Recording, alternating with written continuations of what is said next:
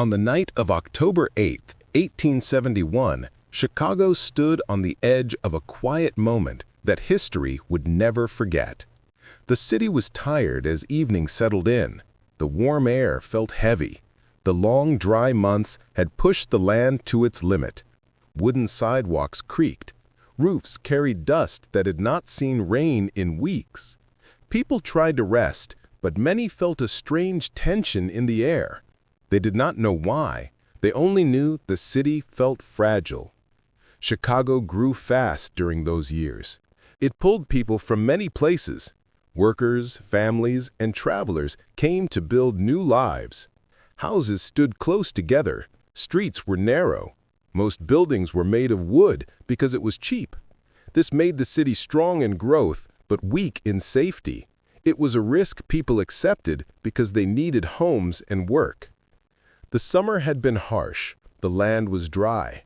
By October, tiny sparks could turn into danger. Citizens knew this, but they believed the fire department would protect them if something happened. What they did not know was that firefighters were already worn down from a large fire the day before. That fire stretched them thin. They were brave men, but they were exhausted. As night arrived, the sky carried a warm wind. It moved through the city with steady force. The day seemed quiet, but underneath the calm, the conditions for disaster were gathering. Some people sat by their windows, others prepared for bed. Children were already asleep.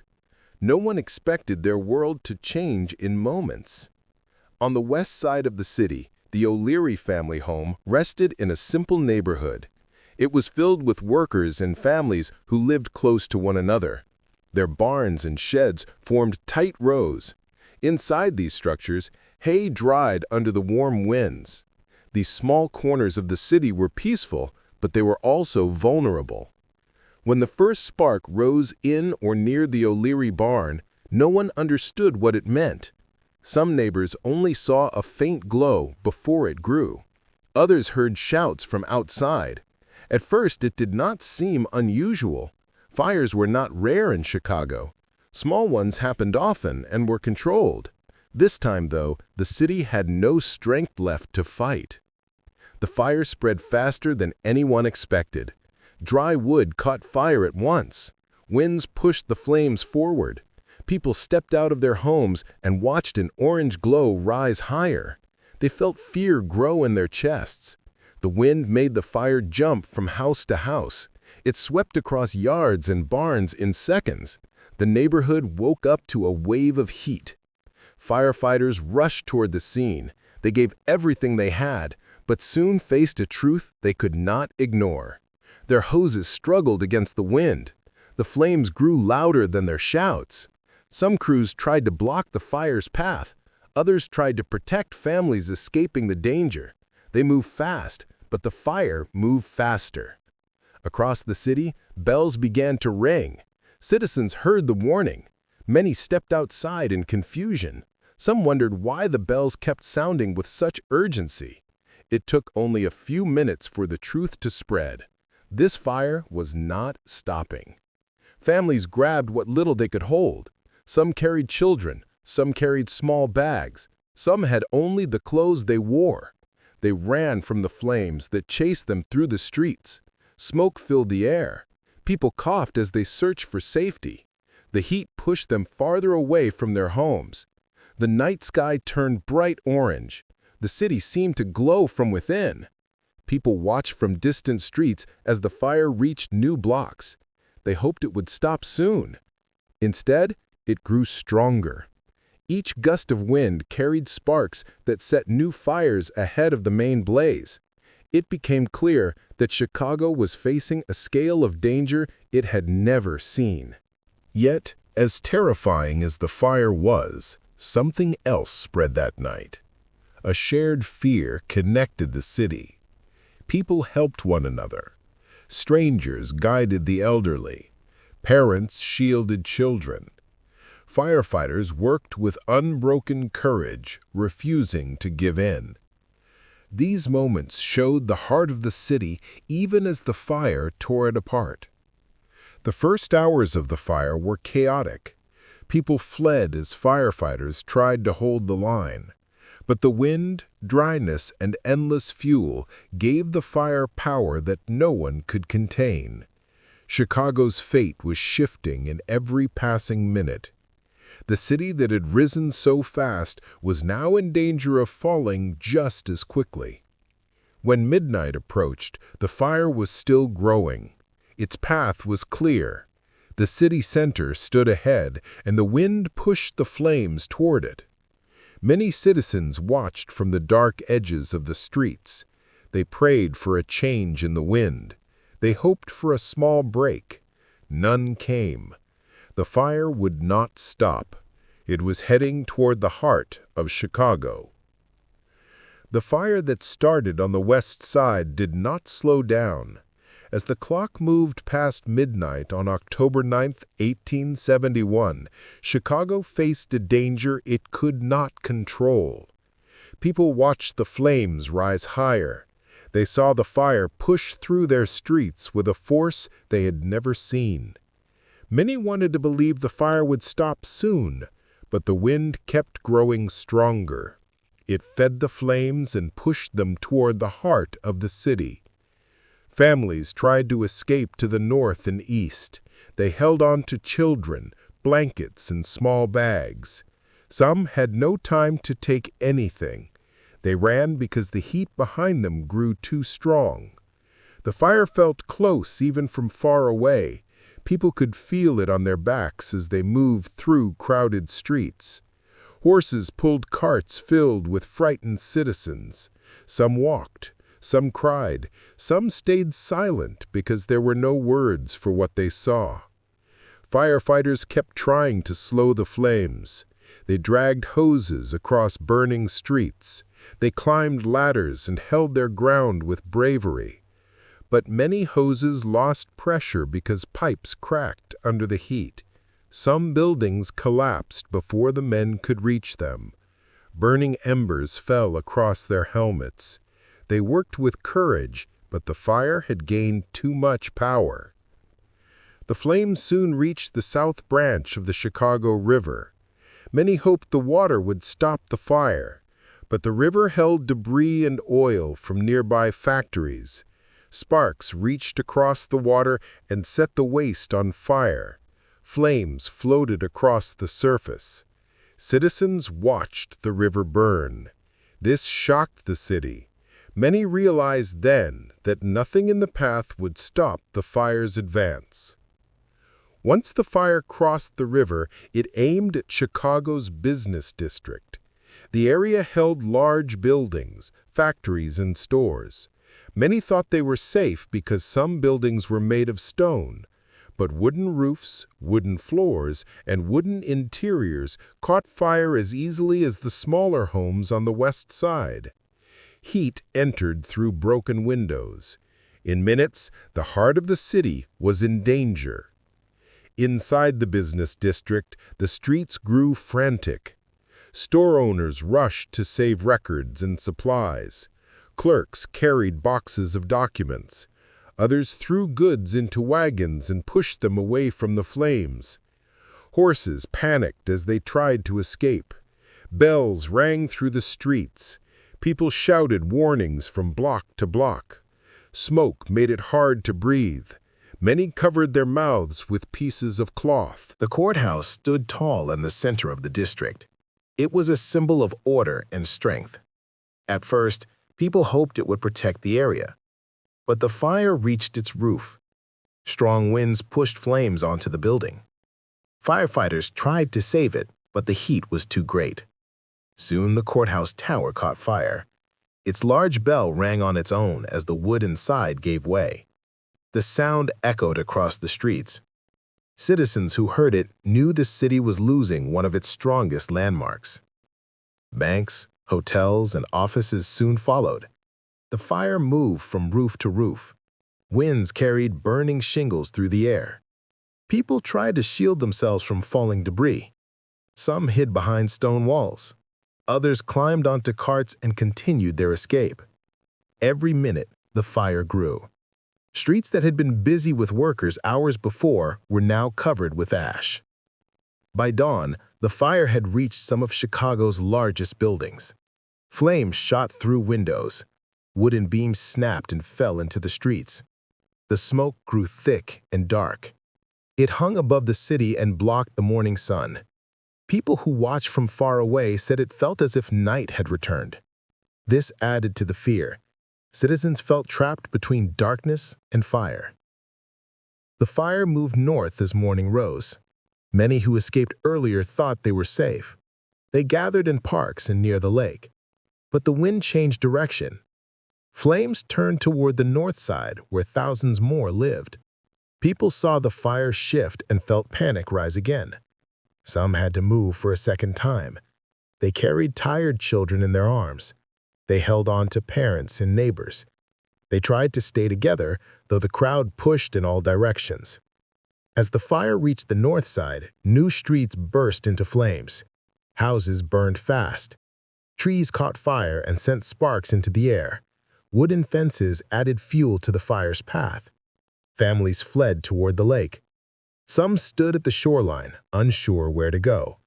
Others waded into shallow water to escape the heat. Their faces showed fear, exhaustion, and disbelief. The north side had many homes of working-class families. These areas did not have wide streets or stone barriers. Fire moved through this part of the city with ease. People shouted to warn others. They lifted the elderly and guided them toward safer ground. Streets that once felt peaceful now glowed with fire. Citizens looked back at the city they knew. They watched familiar places fall. Churches they attended, shops they visited, schools where their children learned. Many felt their memories burn with the buildings. They stood with heavy hearts because they could not stop any of it. They could only watch the fire sweep through everything they once trusted. Firefighters kept working. They moved between collapsing buildings. They tried to push the fire away from crowded areas, but they had little water left. Their bodies were weak from hours of effort. Many had worked since the early hours of the previous day. Some cried from exhaustion. Still, they refused to give up. Their courage was a reminder that the city's spirit had not yet fallen. By the afternoon of October 9th, the fire continued to push toward the north. Families who gathered in open spaces prayed for a change in the wind. They hoped for rain. They hoped for anything that could slow the flames. But the sky stayed dry and the heat remained strong. As hours passed, buildings that once stood tall turned to ash. Streets became piles of debris. The fire stretched across miles.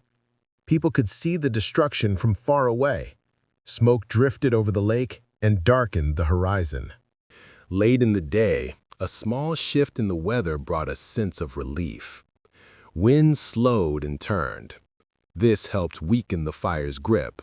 Firefighters used this chance to block its final push. They worked with the last of their strength. Bit by bit, the flames lost power. By the time the fire faded, nearly 2 days had passed. The city stood in silence. The air was thick with smoke. Ash covered the streets. People walked through the remains of their neighborhoods with slow steps.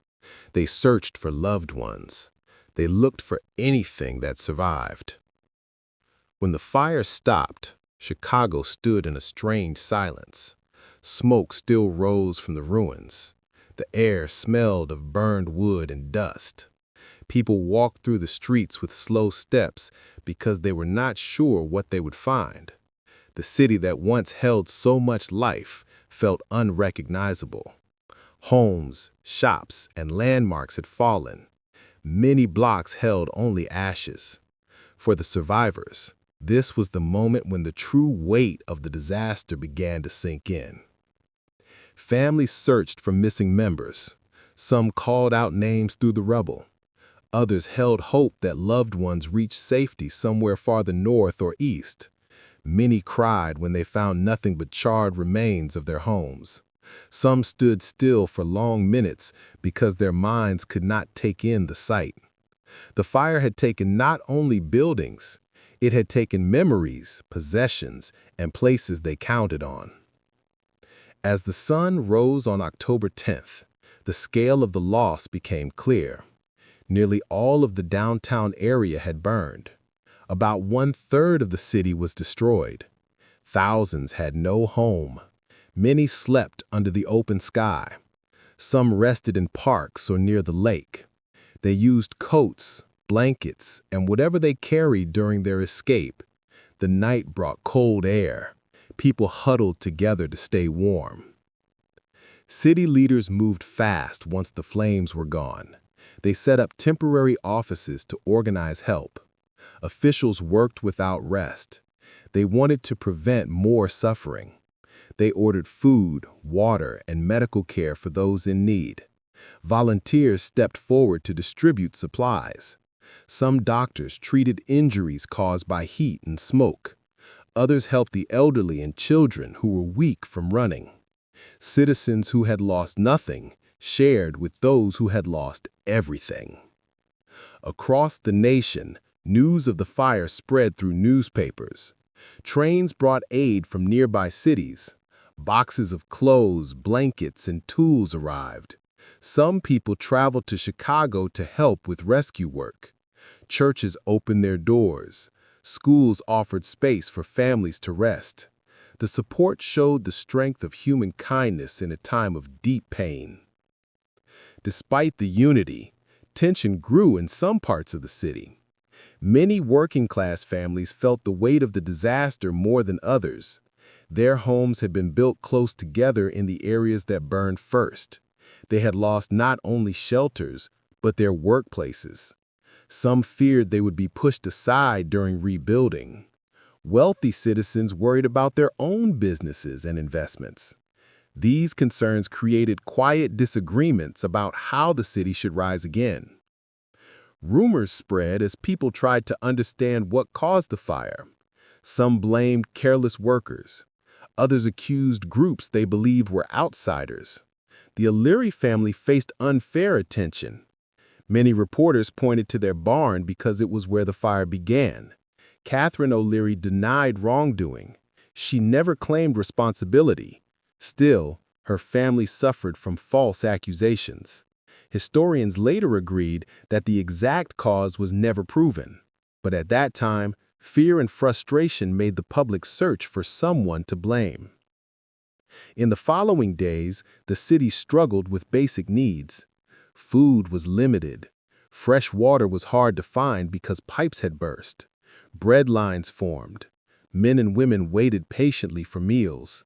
Children clung to parents. Some residents with small savings used their money sparingly because no one knew when normal life would return. The city government faced urgent decisions. They needed to clear debris, rebuild roads, and restore order. Workers moved through the ruins with carts and shovels. They cleared pieces of collapsed buildings. They lifted burned beams from streets. Every load of ash reminded them of the disaster's scale. The work was slow, but it had to be done. Chicago had to be cleaned before it could be built again. Meanwhile, banks opened temporary offices to help citizens prove ownership of land and property. Many records had burned. Some owners had no papers left. This created confusion. Arguments broke out between neighbors who disagreed over property lines. Officials did their best to settle these disputes, but the lack of records made it hard. Businesses that survived looked for ways to reopen. Merchants set up makeshift stands along busy streets. Some offered tools. Others sold food and clothing. These small efforts helped people feel a sense of progress. They reminded the city that life could continue, piece by piece. Still, the emotional toll weighed heavily. Survivors spoke in soft voices. Many could not sleep. Some had nightmares of fire chasing them through the streets. Parents worried about their children's future. Children asked questions adults struggled to answer. People tried to stay strong, but the shock did not fade fast. One challenge lingered above all else: how to prevent another disaster. City leaders debated new rules. Should buildings be made from stone and brick instead of wood? Should streets be widened? Should the fire department receive better equipment? These debates spread through meetings and newspapers. Many feared the city would repeat its mistakes if changes were not made. Some leaders pushed for strict building laws. They wanted fire-resistant materials. Others argued that such changes would cost too much. Working-class families could not afford stone homes. If the city forced such rules, many feared they would be left without a way to rebuild. This argument created tension across class lines. The fire had burned without mercy. Now the city had to decide how to protect itself going forward. Despite the hardship, one feeling slowly grew among the people. It was a simple belief: Chicago could rise again. Citizens saw small signs of recovery each day. A new stand opening, a family finding shelter, a rescued pet reunited with its owner. These small wins gave people strength to continue. By the end of the week, tents covered many parks. Improvised shelters filled the streets. Life was far from normal, but it was a start. The ruins did not stop people from planning. They talked about new homes, new roads, and new ideas. They wanted a city safer than before. In the weeks after the fire, Chicago stood at a crossroads. The ruins covered miles of land. Ash still blew through the streets when the wind rose. But behind the destruction, there was a shared determination among the people. They wanted to rebuild their homes. They wanted their city back. This desire became the force that drove Chicago forward. City leaders held long meetings to plan the early steps. They faced many challenges at once. Streets needed to be cleared. Water pipes needed to be repaired. New building rules had to be created. The fire exposed how fragile the city's wooden structures had been. Many officials understood that the next version of Chicago needed stronger foundations. There were debates about these new rules. Some wanted strict building codes that required brick or stone. They believed this was the only way to stop future fires. Others argued that such changes would cost too much. Working-class families could not afford anything beyond wood. This argument created tension across class lines. The fire had burned without mercy. Now the city had to decide how to protect itself going forward. Amid these debates, workers continued clearing the ruins. They moved through damaged streets with carts, shovels, and tools. The scale of the job overwhelmed them at times. Some blocks held only blackened foundations. Others were piled high with broken bricks, melted glass, and collapsed beams. Still, every load of debris removed revealed a small piece of land ready for new life. Architects and builders soon arrived with fresh ideas. Some brought drawings of stronger homes. Others proposed new roads or safer layouts for neighborhoods. The destruction had wiped away old patterns. This gave Chicago the rare chance to rethink the shape of its city. Many citizens found hope in these plans. They saw them as a promise that their home would rise not just again, but wiser. At the same time, business owners pushed to reopen. Merchants built temporary shops out of simple materials. They placed stalls along busy streets. These early stores became places where people gathered for food, supplies, and news. The sight of trade returning helped boost morale. It gave people something familiar in a world that had changed. But not everyone was able to rebuild so fast. Many families lived in tents or small wooden shelters. They stayed in parks and open spaces. Winter came early that year. Cold air and frost made life harder for those without proper walls or heat. Relief groups worked to supply blankets and warm clothing. Volunteers visited the camps to help families stay safe. These acts of kindness held the community together during the hardest days. Chicago officials struggled with resources. There was limited money for repairs. There were shortages of workers and materials. At times it felt as if the city was racing against time. But citizens stepped in where they could. Neighbors helped neighbors rebuild fences. Friends gathered to lay new foundations. In many places, the sense of unity grew stronger than before the fire. Rumors and fears did not disappear, though. Some worried that powerful groups would take advantage of the disaster. They feared that land in rich areas would be rebuilt first. They feared that working-class neighborhoods would be ignored. These concerns were not unfounded. Early plans showed more attention going to business districts. Many citizens spoke out. They demanded fairness. Their pressure pushed leaders to spread resources more evenly. The city also faced a major issue with water supply. Many pumps and mains had been damaged. The fire revealed how weak the water system had been.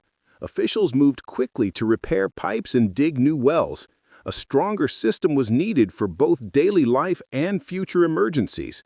The fire department pushed for better hoses, improved ladders, and fire-resistant equipment. They wanted to avoid the chaos they faced during the disaster. Banks became another source of stress. Many people lost their property records in the flames. They had no proof of ownership. This created arguments about land boundaries. Some people fought to keep their rights. Others took advantage of missing records to claim land that was not theirs. Courts struggled to settle these disputes. The lack of documents made every case difficult. Still, the courts worked every day to bring order back to the city. Relief funds from across the nation became a foundation of the recovery. Donations poured in. Money helped buy lumber, bricks, food, and tools. Aid workers set up centers to help families restart their lives. These efforts brought comfort to many who feared they would never stand on their feet again. Some families received enough support to build new homes sooner than expected. There were moments during this period that showed the strength of the city's spirit. A small school reopened in a temporary building. Children gathered to learn again. Their laughter spread through the area. This was a sign that hope had not been lost. Churches rebuilt their walls. They held services among the ruins. People sat on simple benches and bowed their heads in gratitude for survival. These gatherings united the community in healing. Still, all progress came with challenges. The winter slowed construction. Tools froze. Workers struggled in cold winds. Some nights, families shivered in tents. Mothers worried about their children's health. Fathers searched for work in a weakened economy. Every day brought hard choices, yet the people pressed on. By early 1872, the city began to show signs of steady recovery. New buildings rose in areas once filled with smoke and ash. Streets grew clearer. Businesses reopened in stronger structures made of brick. Architects and planners brought order to the chaos. Their designs shaped a city that would soon become one of the fastest growing in the nation. But beneath the progress, there was a quiet, emotional struggle. Many survivors carried memories of the fire. They remembered the fear of running through burning streets. They remembered the loss of treasured possessions. Some avoided areas that reminded them of those moments. Others found strength in facing the ruins and watching new buildings rise. These personal battles were as real as the physical ones. The fire had changed the lives of everyone who lived through it. The city's recovery depended not only on bricks and beams, but on healing hearts and minds. By the second year after the fire, Chicago carried deep scars, but it also held new strength. The ruins that once stretched across the land had begun to change. Brick buildings rose where wooden homes had stood. Wider streets formed paths that were safer than before. New pumps and water lines reached deeper into the ground. The city that once fell to the flames was building a new identity. Its people moved forward with quiet determination. Citizens who survived the fire still remembered the fear. Many could not forget the sound of collapsing roofs or the bright glow of flames in the sky. These memories were painful, yet they pushed the city to grow. Leaders understood that they needed strong rules to protect the future. They introduced new building standards. They required safer materials and fire-resistant designs. These decisions were not easy for families with limited means, but the city worked with them. The goal was simple: never face a disaster of that scale again. The business district grew first. Strong structures replaced the fragile ones that burned. Stores reopened. Offices welcomed workers. Banks held new records. The economy slowly found its feet. The energy in the streets returned. With each day, more carts moved through the city delivering tools, bricks, and supplies. The sound of hammers filled the air. The people heard noise where silence once ruled. This gave them hope. Homes followed. Families rebuilt where they could. Some returned to the same lots. Others moved to new areas where streets were safer and materials were available. Neighbors helped each other raise walls and build roofs. Children watched as new houses took shape. Their excitement reminded the adults that recovery was not only about restoring buildings, it was about restoring stability. Across the city, public spaces grew important. Parks became gathering spots. People needed places to breathe, rest, and reflect. Some parks held community meetings. Others served as markets where merchants set up goods. These areas allowed citizens to reconnect. They shared stories of loss, survival, and hope. Their shared struggle brought them closer. Chicago also focused on new institutions. Schools reopened and improved buildings. Teachers returned to guide a new generation. Some children had missed months of lessons. Others struggled with memories of the fire. Teachers showed patience and kindness. They understood that healing took time. Churches rebuilt their walls and steeples. These buildings became symbols of strength. Their services helped people make sense of their fears. The fire shaped leadership as well. Citizens demanded more from officials. They wanted safety, fairness, and clear direction. Leaders worked to earn the trust of the public. They made plans for fire stations in key areas. They invested in better alarms and stronger hoses. The fire department grew more organized. They held drills and reviewed mistakes from the past.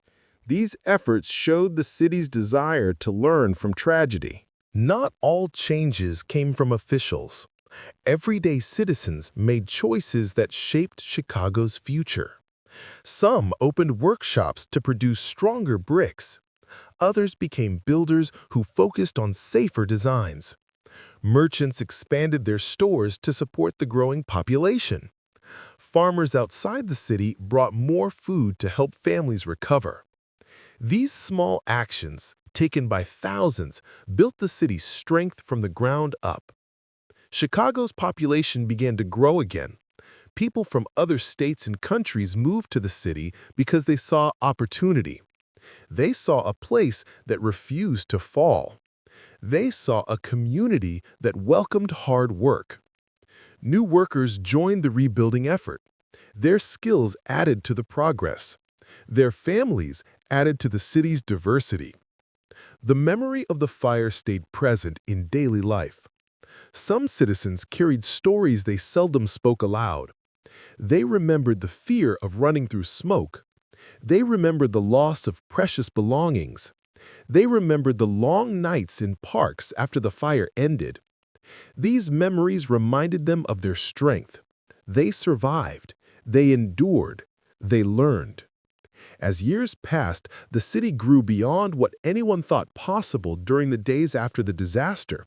Stronger homes, safer streets, and improved systems made Chicago one of the fastest-rising cities in the nation. The fire had changed the city forever, but not only through destruction. It had forced Chicago to rebuild with care. Lesser-known stories also lived within this time. Some firefighters who worked through the disaster stayed with the department for decades. They trained younger men with strict discipline shaped by the lessons of the fire. Some families who arrived to help the city decided to stay, making Chicago their new home. Some businesses, rebuilt from ashes, became major establishments in the city years later. There were quiet heroes whose names never reached the history books. Neighbors who shared food during the worst days. Workers who cleared debris without pay because the city needed help. Volunteers who walked through tent camps bringing blankets to shivering families. Their actions carried the spirit of compassion that helped the city push forward. Chicago did not erase the memory of the fire. Instead, it honored it by becoming stronger. It built new systems, learned from mistakes, and created a city better prepared for the future. The fire taught Chicago to value resilience, unity, and planning. In the final reflection, the fire was a tragedy that shaped countless lives. It tested the will of the people. It forced leaders to rethink everything the city stood on. It brought sorrow, confusion, and fear. But it also sparked change, courage, and hope. Through this struggle, Chicago proved that destruction did not mark the end. It marked a point of transformation. When historians look back, they see more than flames. They see a city that refused to surrender. They see citizens who carried their grief and turned it into strength. They see a community that built a new identity from the ashes. Chicago rose again. Its people stood together, and the city moved forward with a promise that it would never forget the lessons that came from those dark days.